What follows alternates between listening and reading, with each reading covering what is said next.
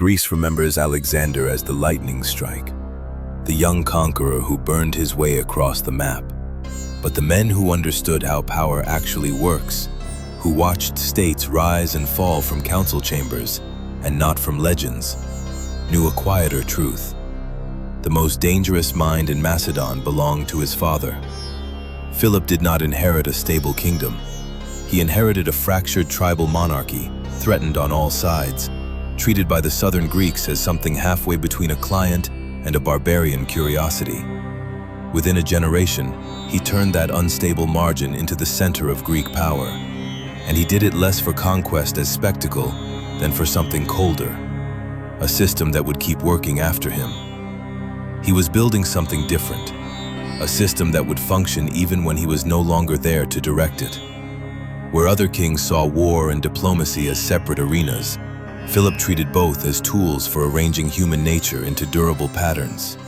He bribed, he betrayed, he charmed, he embraced, he punished, always with the same underlying question in mind. How do I make this person, this city, this tribe behave predictably tomorrow, and the day after, and the year after that? He understood that empires built on charisma die with the man. Systems built on disciplined fear, carefully distributed rewards, and managed illusions can outlive their engineer. Philip II of Macedon never ruled the world. He did something colder and more impressive. He designed the machinery that would make world conquerors possible.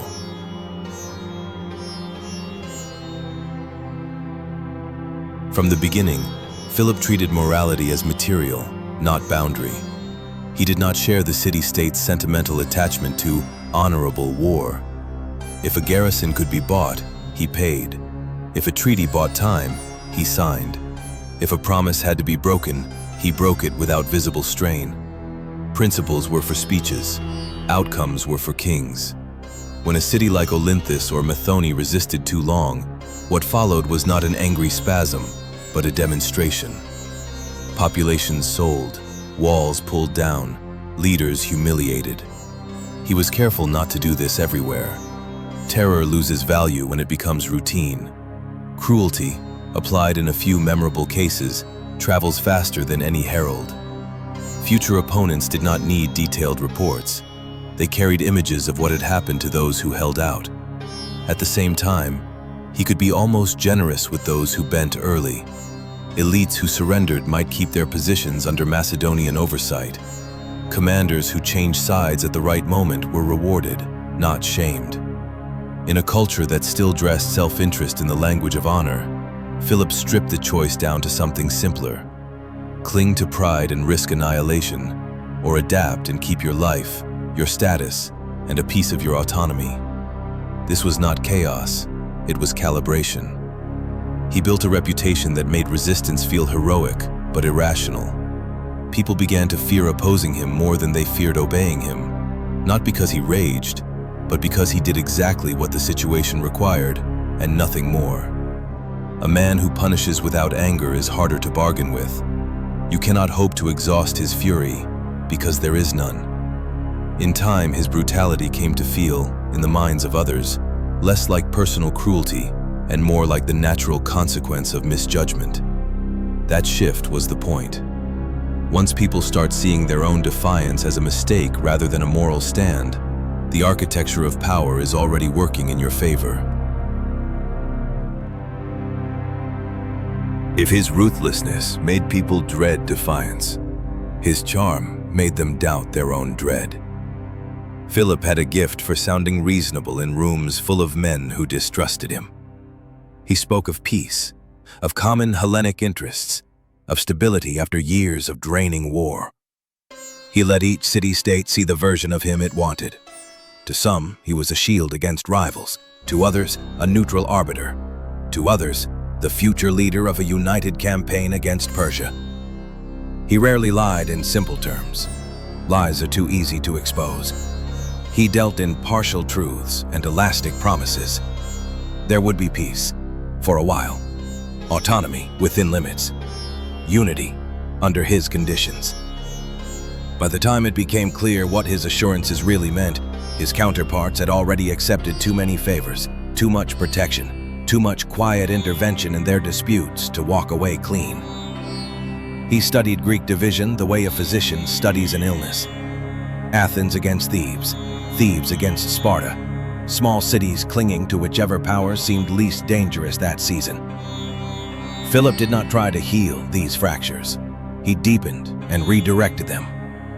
One city received gold, another the pleasure of seeing a rival humbled, a third a treaty crafted to soothe old fears. Each step made a united front against Macedon not just unlikely, but almost unimaginable. In congresses, he often looked modest, even tired, letting others speak longest while he listened, weighed, and adjusted. Outside those halls, his agents spent money, his generals maneuvered, his phalanx drilled a few days' march away.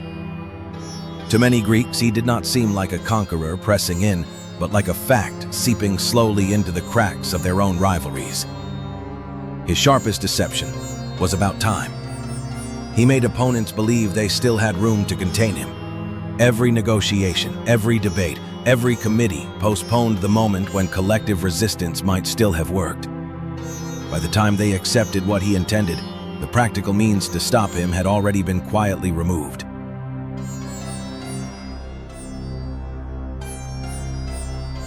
To the southern Greeks, Macedon had always been an in-between place, neither fully inside their world nor completely outside it. Philip turned that ambiguity into a weapon.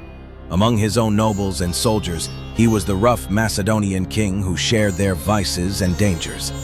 He drank heavily, joked coarsely, rode at the front, and took the same risks they did. They saw him return from campaigns scarred and half-limping, an eye gone, wounds layered across his body. Whatever else he was, he did not ask them to endure what he refused to face himself. In Greek cities, the surface shifted. Here was a man who spoke polished Greek, who could argue policy and philosophy, who funded temples and games, who talked not about tribal feuds, but about the future of Hellas. He brought in Aristotle to educate his son, a move that not only shaped Alexander, but also functioned as a signal. Macedon would not just send troops. It would claim a place in the intellectual life of Greece. Most men would feel torn between these roles. Philip seemed to enjoy them. He did not apologize for his Macedonian bluntness, and he did not grovel for southern approval. He took what he needed from each identity. From Macedon, a warrior culture comfortable with direct command. From the Greeks, a refined language in which Damen could be sold as leadership and unity. Psychologically, this made him hard to categorize, and therefore hard to anticipate. He could not be dismissed as a barbarian brute. He understood Greek politics and rhetoric too well. He could not be fully trusted as a fellow Greek. His power rested on a personal monarchy and an army loyal to him, not to laws. His enemies kept misreading him. They expected the limited goals of a border king and found a strategist thinking in continental terms.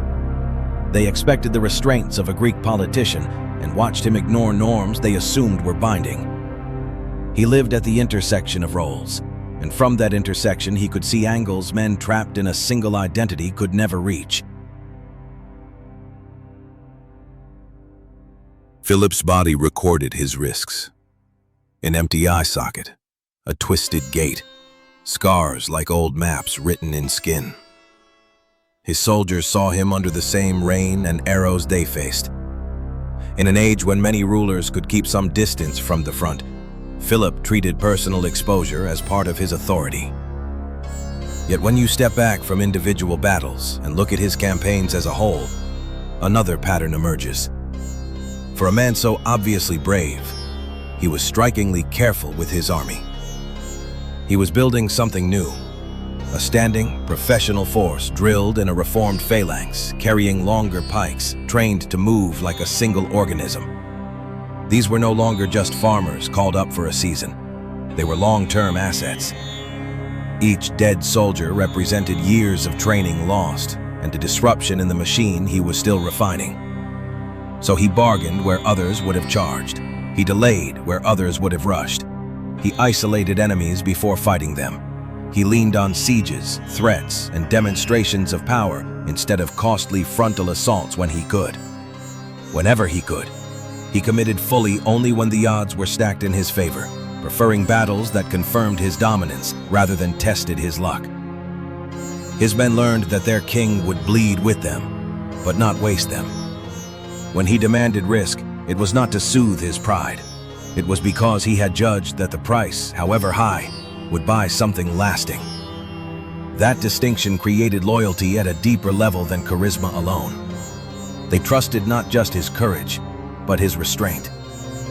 That balance, reckless in his own flesh, careful with theirs, became part of Macedon's operating code. Commanders were expected to share danger, yet also to treat the army as a precious instrument, not expendable fuel. Philip left behind not just soldiers, but a professional culture. His son would inherit that culture ready-made and pointed at a wider horizon.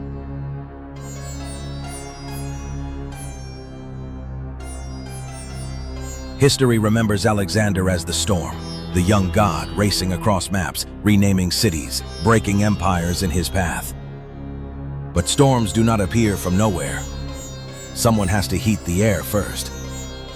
Philip took a kingdom that was nearly a rumor and turned it into a mechanism.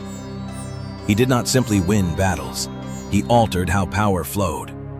He taught Macedon to think in terms of standing armies, drilled formations, long-term alliances, calculated intimidation. He turned neighbors into clients, rivals into dependents, and hesitation into an opening he never failed to use. By the time he was murdered, the essential work was already done. The army was forged. The nobility was bound to the throne through fear, profit, and habit.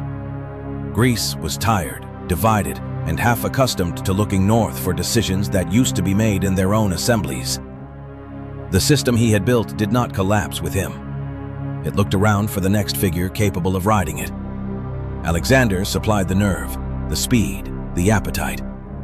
But the structure he used, the disciplined phalanx, the obedient nobility, the aura of Macedonian inevitability, belonged to Philip. That is the unsettling truth at the heart of his legacy. The most transformative figures are not always the ones who stand in the spotlight of conquest. Sometimes they are the men who build the furnace, calibrate the pressure, and then vanish, leaving behind a world that can now produce fires it never could have borne on its own. If this exploration has deepened your understanding of leadership, genius, and their inherent tensions, I'd appreciate you subscribing for more examinations of history's most consequential minds. Thank you for watching.